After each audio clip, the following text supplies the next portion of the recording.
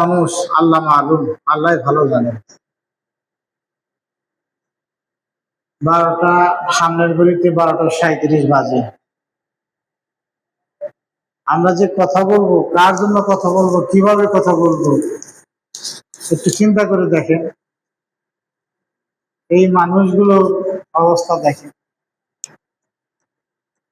আপনারা বা যারা আসছেন এখান তো অকেজো মানুষের সংখ্যাই বেশি। দেখেন, আমি তো তাকিয়া দেখতেছি, এগুলো হলো সব অকেজো মানুষ। গরু ছাগল বুড়া হয়ে গেলে মানুষ বিক্রি করে, জবা করে খেয়ে ফেলে। এই সিস্টেম যদি মানুষের মধ্যে থাকতো তাহলে আপনারা অনেকেই জবের শিকার হইতেন, সন্তানরা আপনাদের বাড়িতে জায়গা দিত না। যাদের খুতবা শোনা অতীব প্রয়োজন, জরুরি, তাকে দেখেন তারা আসছে কয়জন। ওই লাইন থেকে এই যে লাইন, এটা তো ছোট মানুষ, কয়জন মানুষ, তাদের মধ্যে আমি মাত্র 2-3 জন মানুষ দেখতেছি। আপনাদেরকে আমি অনেক বলি, আমরা পারি না, এটা খুব কঠিন কথা। সঠিক কথা হলো, আপনি বুড়া মানুষ মসজিদে আসছেন, আলহামদুলিল্লাহ, সুম্মা আলহামদুলিল্লাহ, কিন্তু আপনার যে সুন্দর একটা ছেলে, যার বয়স 20, 25, 15, 16, আপনার একটা নাতি যার বয়স 18, 15, এরকম যাদের দরকার, আপনি দেখেন খারাপ কাজ করে আপনার জন্য জুলুম করতে পারবেন না, ইচ্ছা করলে করা যায় না। শারীরিক কারণে, মানসিক কারণেই আপনি খারাপ কাজ সম্ভব না। আপনি ইচ্ছা করলে 1 ঘন্টা দাঁড়িয়ে নামাজও পড়তে পারবেন না, বার্ধক্যের কারণে, বয়সের কারণে।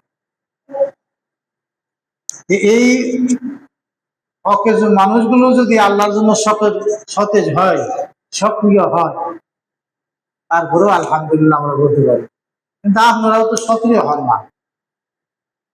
আপনি কি শোনার জন্য শুনতে চান না মানার জন্য শুনতে চান, এটা আল্লাহ ভালো জানে। আমরা আসছি খুতবা দিতে হয়, খুতবা দিয়ে, আপনারা আসছেন শুনতে হয়, শুনেন, কিন্তু এইরকম চিন্তা ভাবনায় কোনো কল্যাণ, উপকারিতা, ফায়দা হবে বলে আমি মনে করি। যে কয়জন আসেন তাদের প্রতি আমার বিনয়ের সহিত অনুরোধ, আপনারা একটু শুনেন।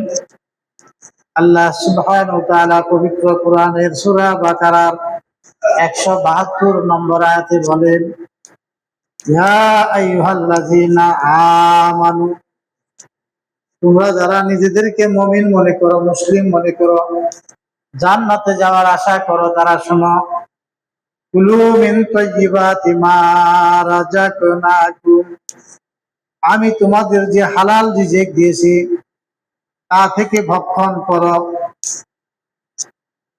কি বলছে আল্লাহ? কুলু মিন তাইয়্যিবাতি মা রাযাকনাকুম, আমি তোমাদের খাবারের জন্য, পানের জন্য, পড়ার জন্য যে হালাল রিজিক দিয়েছি তা থেকে তোমরা খাও।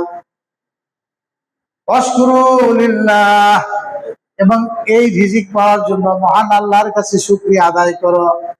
ইন কুনতুম ইয়্যাহু তা'বুদুন, যদি তোমরা মহান আল্লাহর ইবাদত করো।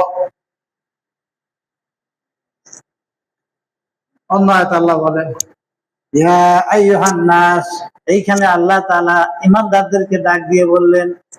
অন্য আয়াতে পৃথিবীর সকল ধর্মের মানুষ, জাতি, ধর্ম, বর্ণ নির্বিশেষে, হিন্দু, বৌদ্ধ, খ্রিস্টান, আস্তিক, নাস্তিক, যত জাতি আছে সকলদেরকে বললেন, হে মানব মণ্ডলী, কুলু মিম্মা ফিল আরদ, এই পৃথিবীর মধ্যে তোমার খাওয়ার জন্য যে রিজিক আছে সেখান থেকে খাও, তবে শর্ত হালালান তাইয়্যিবা, খাবারটা হালাল হতে হবে।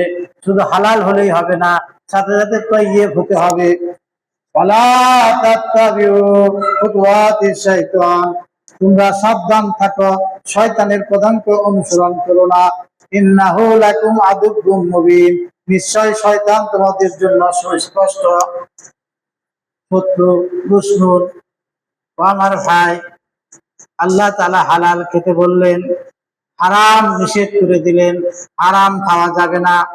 তাহলে হারাম কি? আমি আপনাদের সামনে এই খুতবার মধ্যে ধারাবাহিকভাবে কিছু কথা বলি। হারাম হলো শুকুরের মাংস,